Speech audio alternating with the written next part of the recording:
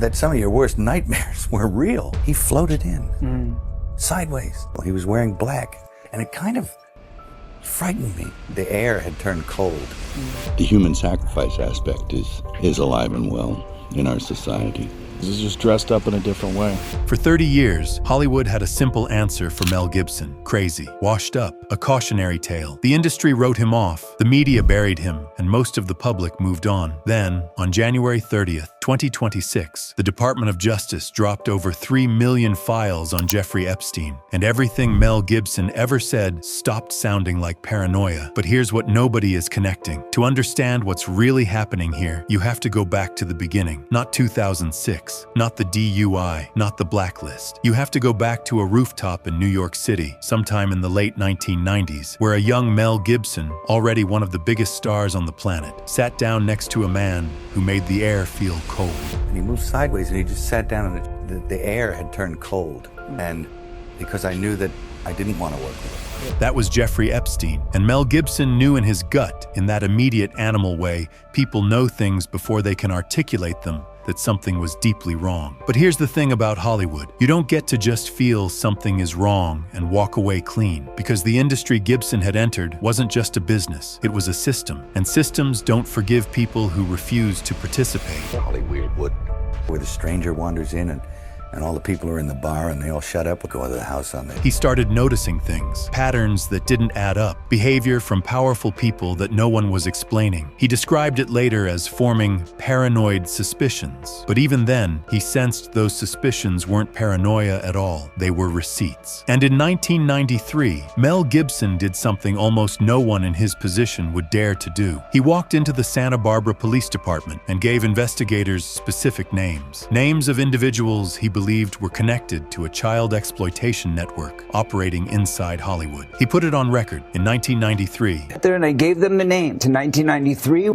they're on record. 2 men, same police department, same year, same names. Nothing happened. No arrests, no public investigation. The file was buried and Hollywood kept spinning. But make no mistake, the industry took notice. Because in a world built entirely on silence and loyalty, what Mel Gibson had just done was unforgivable. He had refused to play along. And that kind of thing doesn't go unpunished. It just waits. Fast forward to 2004. Mel Gibson has already been quietly sidelined in certain circles. The industry is watching him, but Gibson isn't asking for permission anymore. He's financing a film that every single major studio in Hollywood has rejected, a subtitled independent passion project about the final hours of Jesus Christ. He puts $30 million of his own money into production, another $15 million into marketing. No studio, no gatekeepers, no one to answer to. Hollywood expected it to crater. Instead, The Passion of the Christ became the highest-grossing R-rated film in history, at that time over $600 million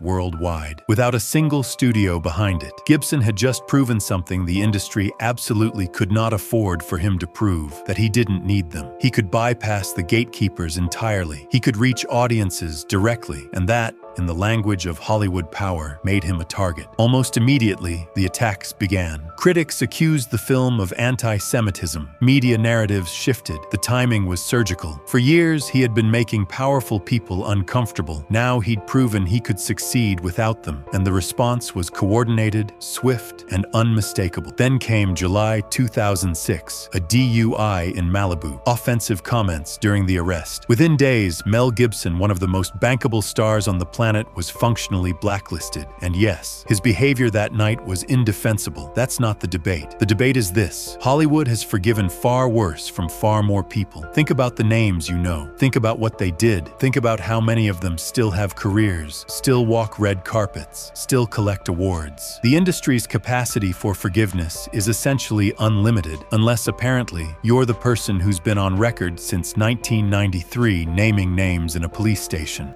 And Hollywood is very well manage. Vino veritas, we said in Italy, which means when you're drunk, you tell the truth. Now here's where the story stops being about one man and starts being about a system, because Mel Gibson wasn't warning people about a single bad actor. He was describing an entire ecosystem, an interconnected web of power, money, celebrity, and protection, and at the center of that web sat Jeffrey Epstein. Epstein's real genius wasn't his wealth, it was his social architecture. He understood something that most people never fully grasp. In elite circles, association is currency. If you can surround yourself with enough famous, powerful, globally recognized names, you become untouchable, and that's exactly what he built. Epstein wasn't just some random wealthy guy. He was a bridge.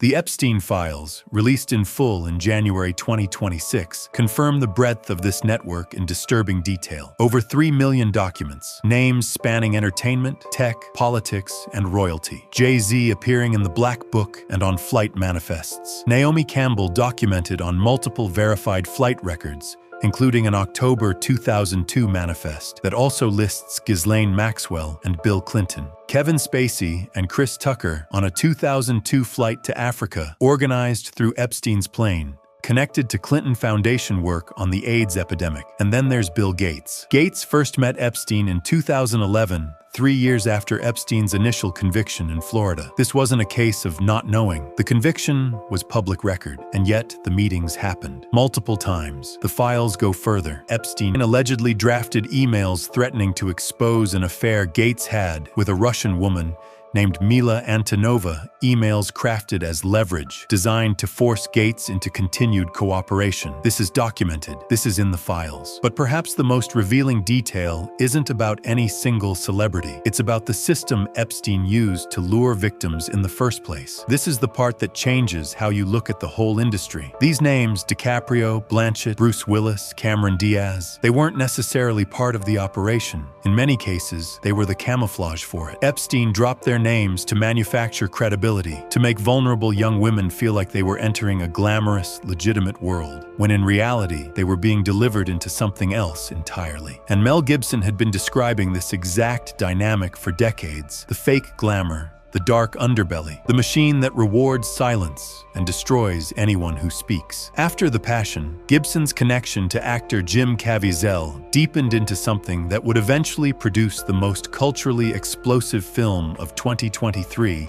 and the one Hollywood least wanted anyone to see: Sound of Freedom, a film about child trafficking networks, about fake modeling scouts, about elite networks operating across international borders, about a system designed to exploit the most vulnerable while those in power look away. Hollywood refused to touch it again. So again, the filmmakers went around the system. A grassroots pay-it-forward campaign, no major studio, audiences buying tickets for strangers. The film grossed $250 million worldwide on a budget of $14.5 million. And then the Epstein files dropped and Sound of Freedom stopped looking like a movie. I feel like I'm being stripped down and prepared for something else. I feel like the Almighty's preparing me to do something. Think about that for a moment. Multiple screenings, same scene, same reaction. Audiences independently, spontaneously making the connection that the establishment had spent years burying.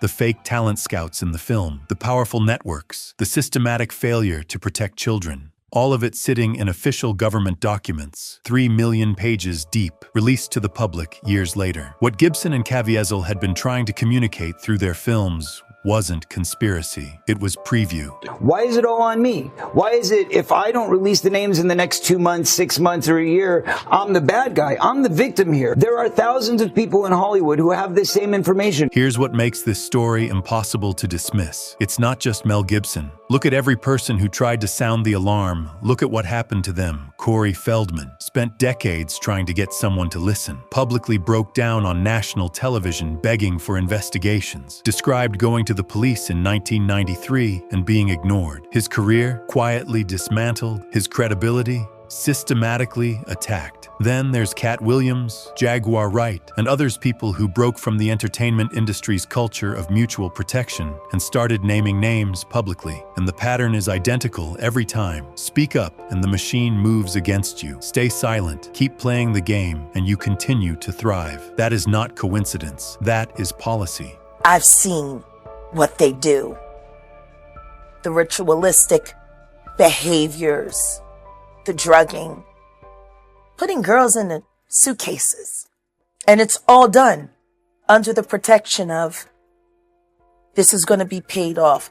There's another NDA. And what about the people who kept Epstein's operation running? Because this didn't happen in a vacuum. Leslie Groth, Epstein's personal assistant, is mentioned over 157,000 times in the released files. She scheduled the flights, the dinners, the appointments that brought people like Naomi Campbell and Bill Gates into his orbit. Richard Kahn, his accountant, 52,000 mentions. He kept the books. He documented the financial transfers that funded everything. Jean-Luc Brunel, French modeling scout, key bridge between the modeling world and Epstein's residences, visited Epstein in jail at least 70 times during his 2008 sentence. Survivors allege he brought girls as young as 12 into the United States. This was infrastructure. This was an organization. Mr. Epstein, how long have you been attracted to underage minor females? January 30th, 2026. 3 million files released. The names that surface read like a who's who of global power. Elon Musk, Bill Gates, Bill Clinton, Casey Wasserman, chairman of LA 2028, and one of the most powerful talent agents in the industry. Prince Andrew, photographed with women connected to Epstein's operation, and the details that most outlets couldn't bring themselves to describe in full. The man has got a spiritual malady for a start. One quote pulled directly from Epstein's own emails reads, "Some are like shrimp, you throw away the head, keep the body." In another message, he describes women on film as being better off. Either naked or dead, both is better. In 2018, Epstein purchased 330 gallons of sulfuric acid. For those who need the context, sulfuric acid in large quantities has one primary use. It can dissolve organic material completely down to the bone. No trace, no evidence, no accountability. Big realms of good and evil, and they're slugging it out. What does the evil side want? Oh, it wants you. And we have the choice. And yet, Jeffrey Epstein is dead under circumstances that a significant portion of the population does not accept as suicide. Ghislaine Maxwell is serving time in what survivors describe as conditions that feel closer to a resort than a prison. She has a pet. No major arrests. No powerful figures facing real consequences. 3 million files, and the world just keeps spinning. As if I'm being sacrificed over here. No, that couldn't be true. Here is what the timeline actually shows. Every major theme Gibson described: the exploitation of children, the protection of elite networks, the systematic silencing of anyone who speaks, is sitting there in official government documents. I get up every day and I just ask for the grace to be able to deal with it, and to deal with it well, and to accept it. Mel Gibson was never the problem. He was the warning. And now that the files are out, now that the names are public, the only question left is whether anyone in power is actually going to do something about it. Because 30 years of silence already cost too many people everything.